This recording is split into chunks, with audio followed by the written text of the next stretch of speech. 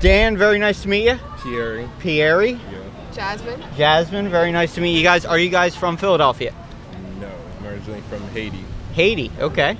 I'm originally from Houston. Okay. What brings you guys to Philadelphia from completely opposite ends of the spectrum here? Haiti and Houston, very hot, very humid places, you know. To this place is all over the place with weather. So what brings you to Philadelphia? So I'd say school.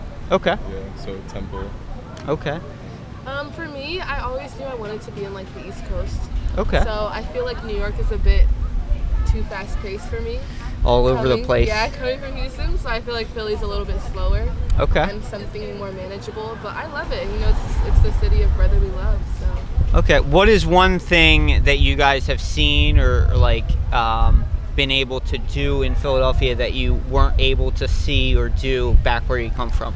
The trains. The trains. Yeah, I'd definitely say public transportation. Like back in Haiti, I didn't really use public transportation. So here I feel like the train is so accessible, and the bus and all the transportation. You have the Market Frankfurt, you have the Broad Street line, and you have the trolleys, so yeah. Okay, cool. What is like one thing that you wish you would have known about Philly before you got here? Like one thing that surprised you about Philly? How I feel like every day here is different, if that makes sense. Like there's always something going on. Yes. Like you just wake up one morning and then you'll see ice on the street, or you'll just see people dance. Like it's just something random.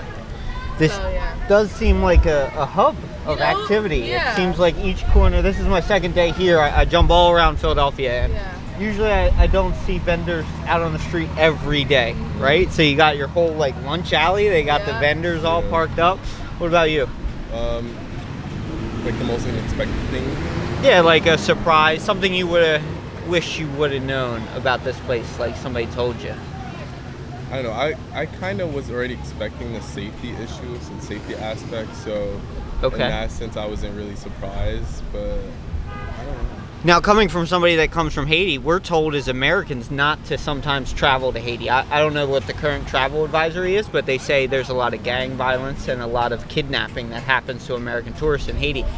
Coming from that environment, do you think that's a lot of like amped up kind of news coverage, or do you think it's kind of like true, like you're honing in on like violence in Philly, and we are a very violent city, right? Is it measurable to how violent Haiti is, or do you think they exacerbate Haiti violence a little bit? I feel like it's both. Like at the same time, I lived there, so it's like I would be hearing what they're saying. I would be hearing like from my cousins. They're like, "Oh, how is it in there?" Like they're hearing this and that. I definitely say the media does exaggerate some stuff. Like at the end of the day, people have jobs. People need to continue living. So at the end of the day, like it is unsafe, but there's still lives and people still need to go to school. So it's still like working, like I'd say. Okay, but is it kind of like Philly? Like there's unsafe areas and then there are safe areas, or is it just like generally all around the? I don't know how big Haiti is, right? So there is definitely like some areas that are more unsafe than others. So in that sense, but it's definitely not at all like Philly. I feel like the violence here is way less compared to because we're like one of the most violent cities in America. Like you got Chicago here, LA, New York, you know, we hit the top 5. So, you know, for the news of Haiti to broadcast out to the American public that like, you know, you shouldn't go there. It's almost like saying you shouldn't go to Philadelphia, right? It deters away. And this is like why we go around and we talk to people. It's not often you see a lot of good things in the news, right? You turn on the channel and there's a lot of bad things happening, right? That doesn't motivate people to fix things, right? If you have something good and then something bad happens, you're like, oh, well, we got to fix it because that was a good thing we had, right? But if you're just constantly broadcasting, it's just bad here. Nobody's going to want to fix it. Nobody's going to go there. Nobody's going to, you know. What is one thing you wish you could bring back from Philadelphia with you, back to Haiti and back to Houston? I love, like during the summer, I love just eating water, ice, and pretzels. They don't have water. They don't have that. They do, but I feel like just here, I'd never like. I wasn't really a big fan of pretzels before I came here, and just here, I was just like, I was just a big fan. The Water Philly ice pretzel got yeah. you. Yeah.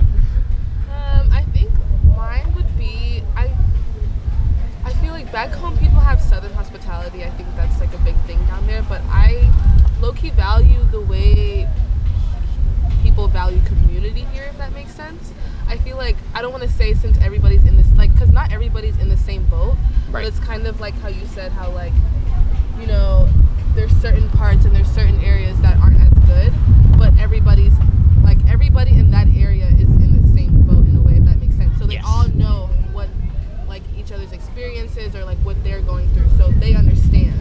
So I think even being in North Philly in a way, like even going to like a grocery store or something, I've had like just like local Philadelphians, you know, even like be nice and like help me and like, you know, just knowing that like I am like an actual human being and like I can help you. And, you know, I think that's very nice that a lot of people don't realize here in Philly that there is a sense of community here for sure. It is very deep-rooted community. Yes. I often hear that like Philadelphia is like a place where there's deep Yeah. generations of family that Yeah. came here a long time ago, and they just keep bringing family and friends here. So like, not a lot of people that are in Philadelphia are not from Philadelphia, and when they're not from here, like they're just traveling here for either business or school. Like Yeah. that's you know, so it creates that wholesome kind of community Yeah, feeling. I definitely What is one thing that you guys love to do, like out in Philly? Like it's a Friday, Saturday night, the weekend's coming up, you know what I mean? Like, what is some things that you go out and enjoy in Philadelphia? I love to go to the city personally. Okay. I love to go out to eat. I think the best restaurant down the city is El Vez. I don't know. To me, it's like the best Mexican restaurant. I don't know, like, you know, there's like college parties on the weekends. Yeah. But yeah. Yeah, one thing I'd say is definitely the food. I love just going out in the city and just trying new foods. You have like a place in Fishtown, Yeah. in the center city, or like Rittenhouse area, and you definitely have like a lot of variety in terms of food. Yes. Huge variety of food everywhere you go, even with the cheesesteaks and the pretzels. Like everybody kind of makes it their own kind of special way. You know, have you had the pretzel braid? It's instead of like the knot, it's like a long braid, stick, yeah, and it's just twisted. all knots. Yep.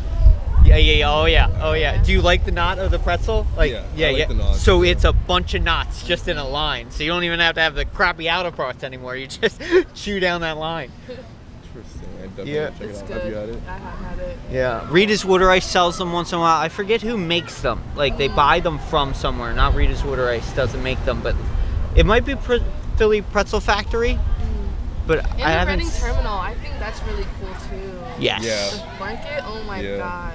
That used to be an actual like train terminal, you know? Like I just saw a photo on Facebook, like 1970, like there was tracks coming out of it, and it made sense. Like you would get off the train, you would eat, you would go into the city, but now it's just shops, you Yeah. know? And it's so cool. Like every shop in there is different. You got a meat market, you got popcorn, you got I don't even know. Yeah, It's a I know they lot. have like Jamaican food. Right, they have Chinese They have a lot of They have varieties. so much there. So what is one dream you guys are currently chasing as like aspiring students moving all around not only your country but the world for you? What is one dream you're chasing? For me, I think it would have to be. I think it's bigger than just money. I think it's about stability Okay. and like just being financially like stable in a way. Because at the end of the day, to me, personally, I think it's stability. It's how you can maintain it. Because the same way you make $1 million is the same way $1 million can make your bank account. That was wow. That's great. Sorry about that. You're good. That's probably Mother Nature. water, huh? So, yeah, and I guess the dream would be like chasing my career, just Okay. being successful in a way. Well, I hope that you chase it every day. You know, it's. I feel like I asked that question, and I'm ready for your answer. And most people either haven't asked themselves that question, or no one has ever asked them that question. And I feel like that's something the school should ask you Yeah. as soon as you walk in. Like, what is your dream? Let's work towards that. it. Yeah. One of my dreams is being able to go back and maybe raise my kids in Haiti, Okay. or even helping out and making an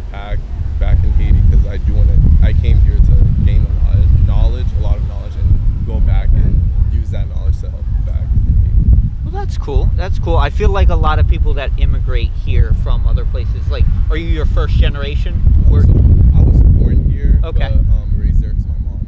Okay. My mom's Haitian, so yeah. And she lives in Haiti? Not anymore. Okay.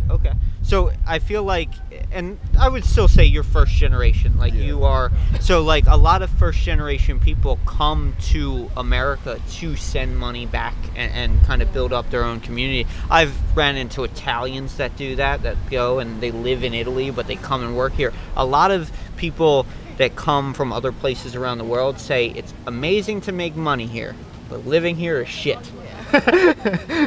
That's real. You know, and it is truly a land of opportunity everywhere you look. Like, and like, you go more rural places, I'm sure Houston had a little bit of taste where you had like a little bit of everything. If you needed something done, you could get it done in one day. But there are places in the world, and I'm sure you're familiar with it, that you have to order something from somewhere and wait for it to be imported. You can't just go out and have like a bunch of different shops make it. You know what I mean? Where like, Philadelphia is an industrial city and town, so like, say I needed a table made from scratch today, I'd have to drive all over Philadelphia, but I could get a table made from scratch. You know what I mean? Where some other places you don't have that.